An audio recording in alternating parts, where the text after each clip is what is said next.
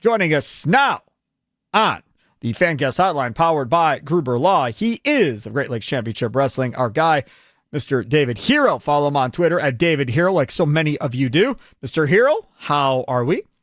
I am having a good day, Sparky. How about you, my friend? I'm doing all right, man. Like I was saying earlier, not that I was a Hogan fan at the end, clearly with everything going on in that dude, but I remember growing up, man, like having the little Hulk Hogan sweatsuit when I was a little kid and all of that, and didn't they used to have like Hulk Hogan vitamins you could buy? He did have Hulk Hogan vitamins. Yeah, like he the had whole cereal, thing. lunch boxes, action figures. He was everywhere. He was everywhere, yeah. And I guess that's how we have to look at it, as the personality of Hulk Hogan. The Hulk Hogan, the professional wrestler. Take Terry Bollea out of the equation. Right. And Hulk Hogan he's on my Mount Rushmore. He's Babe Ruth. It's Babe Ruth, Michael Jordan, Muhammad Ali, and Hulk Hogan. If you mention any of those names, everyone knows who you're talking about. The thing about Hogan is, and I've always been kind of fascinated by this, and you being the knower of all things wrestling, how did it start? Who was the brains behind the character that was the good guy Hulk Hogan? Because he wasn't all that in a bag of chips, really, until he got over to WWF. Right. I mean, what it really was, what truly helped him was being in Rocky III as Thunderlips. Really? That's what it was? Without a doubt. You introduce a guy who looked that much physically overpowering and bigger and larger than life than Sylvester Stallone. Vince McMahon says, I need you back. And we're going to make you the biggest star in the world. And they did. Hulk Hogan needed Vince McMahon the same way Vince McMahon needed Hulk Hogan. They needed each other to be amazing. And that's exactly what they did. I mean, the Hulkamania run from 1983 to, let's say, 1994, unprecedented. Unprecedented, yes. It is. If you think about it, if you look at today's wrestling with social media and online sales and merchandise sales, imagine what numbers Hulkamania would have done if you could buy it more than just out of a catalog. If you could go online or to Amazon or eBay and buy your Hulkamania merchandising, I don't think anybody could have touched them back then. No, and then they had the WWF cartoons as well, where Hogan was like a cartoon character and all of that. And yeah, it was at a completely whole different level. And then you think about the WrestleManias and how big those crowds were, the Silverdome in Detroit and Andre the Giant and Hogan main eventing and doing all that stuff. Big John Studd, another gigantic guy that he picks up along the way and slams. All of that stuff, I think, really helped push him over the top, too, when you had dudes that were significantly bigger than him that he was taking care of. What it was good versus evil. And Hulk Hogan never quit. He was brilliant. He knew how to connect with the audience.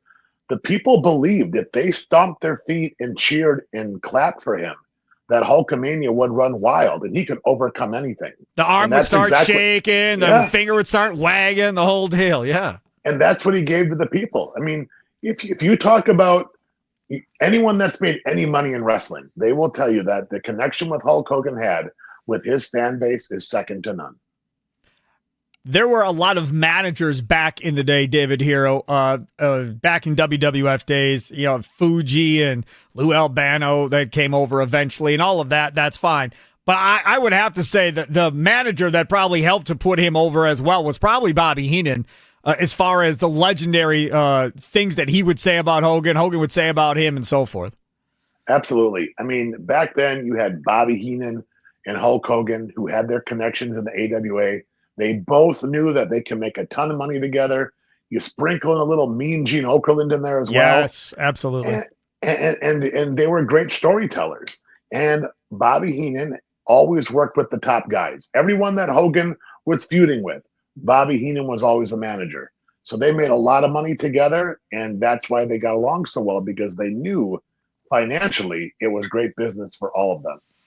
David Herro, Great Lakes Championship Wrestling, as we talk about the passing of Hulk Hogan earlier today. Follow him on Twitter at David Herro. Let's talk a little bit more about Hogan the wrestler. Forget Hogan the entertainer, Hogan the wrestler, because for as long as I can remember, there was always a debate of, who was the better guy, Ric Flair versus Hulk Hogan and so forth. And I think anybody that appreciated the wrestling aspect and all of that stuff, I think most of those guys would always side with Ric Flair. Where would you go? Because Flair was the entertainer too, obviously. Ric Flair, without a doubt, the best in-ring performer. Correct. But if I wanted to sell tickets and I wanted to create buzz, I'm going with Hulk Hogan and Hulkamania. Second to none. I mean, how many times did you see Ric Flair on The Tonight Show? Or a Good Morning America? Or Regis and Kathy Lee? Or Arsenio Hall? You didn't. Because Ric Flair was in a regional territory at the time. Hulk Hogan was nationwide and worldwide. Yeah, I mean that's an absolute excellent point on that. How was he later as far as dealing with the younger guys that were coming up towards the end of his career and connecting with them? And by that I mean, and we'll get there eventually, but dealing with the younger guys, like NWO days and so forth, as far as taking care of those young guys and showing them the way. Well, I mean, he did wonders for The Rock with their match at WrestleMania. I mean, I really can't speak because I don't know, but I do know that if you took the time to go up to talk to him, from what I was told, is he would give you the time and the respect back. But Hulk Hogan, intimidating guy. I mean, it doesn't get much bigger than that. So if you're going to come up and talk to him and spend time with him, you better be willing to put the same amount of work in that what he's already done. Your thoughts on when Eric Bischoff came up with the idea for the New World Order? That thing made the national news. Back in the day, you had the national news at 5:30 after your local news. That led the national news when he decided to flip the script and Hogan come out as a bad guy. And that took off like gangbusters as well. Couldn't believe it. I remember watching the pay-per-view. I think it was Bash at the Beach, the Daytona Beach Civic Center. And when Hulk Hogan came out and turned on everybody, it was amazing. I was dumbfounded and shocked. And you got Kevin Nash, formerly Diesel, Scott Hall, formerly Razor Ramon, three top guys, three big, impressive top guys. And it changed the course of pro wrestling for the better.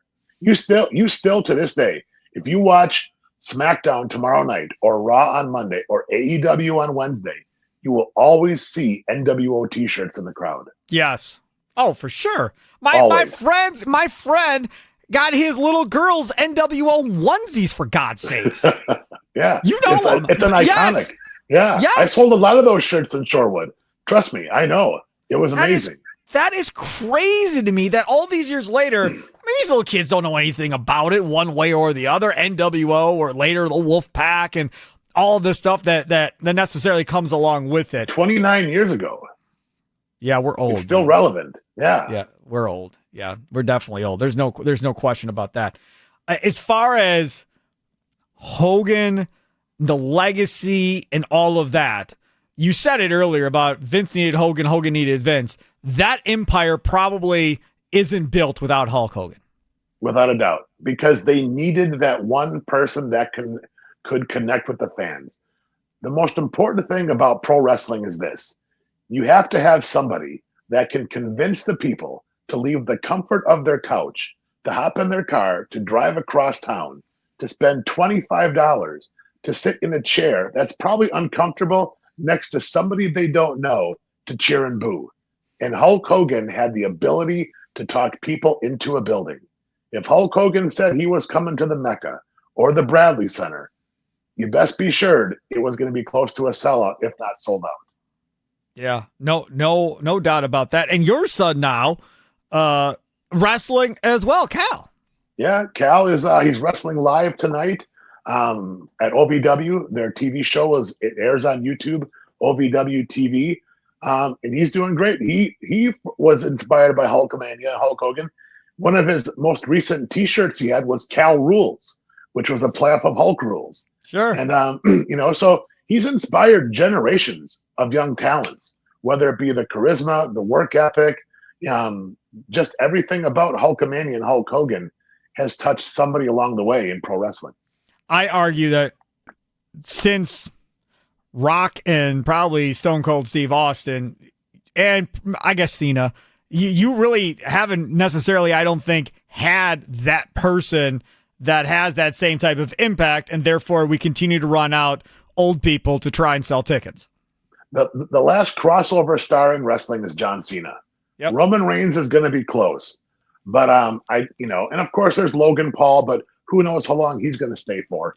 But WWE no longer creates megastars. Now they're just creating stars because they have to replace everybody all the time.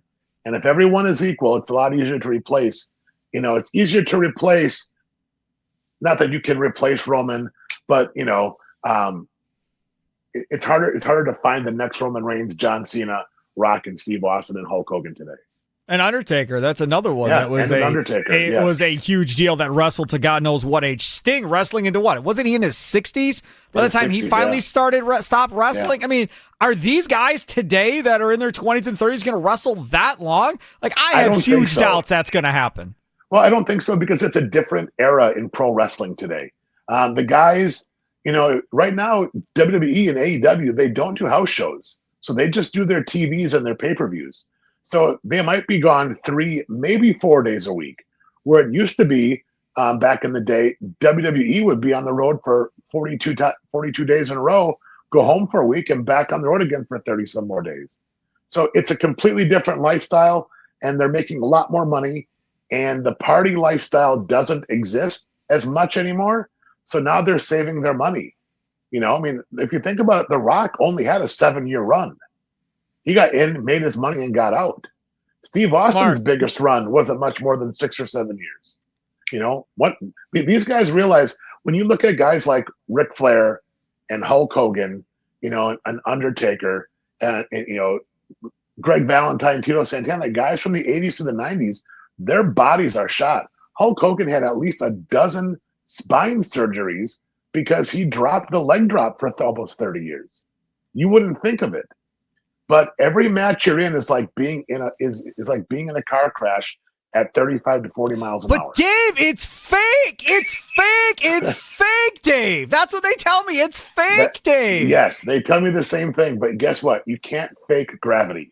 I don't care how hard you try. Yes, that's right. I try to tell people that. I'm like, go ahead, go give it a shot, see what happens. Tell me how it feels going from the top rope down onto something, and tell me how you don't feel anything. Get on. Firsthand how that can go upside down. Yes. No doubt. Yeah. Yes. Screw Jerry Lawler. David Herro, Great Lakes Championship Wrestling. Follow him on Twitter at David Herro. Thank you so much. Blizzard Brawl, baby. People can start looking forward to that coming up in December, right? Absolutely. Saturday, December 6th. It's the first Saturday in December. BlizzardBrawl.com for all things Great Lakes Championship Wrestling. It's the single biggest wrestling event probably in the Midwest every year. Would that be fair? King Kong Bundy once called it the WrestleMania of independent wrestling. Yes. Yes. Well, that's because I was his manager that year. But besides that, it doesn't matter. Dave, thank you so much for coming on, my friend. I appreciate you. You bet, buddy. Thank you. Have a good one. You betcha. You too. There he is, Dave Herro, Great Lakes Championship Wrestling. Follow him on Twitter at Dave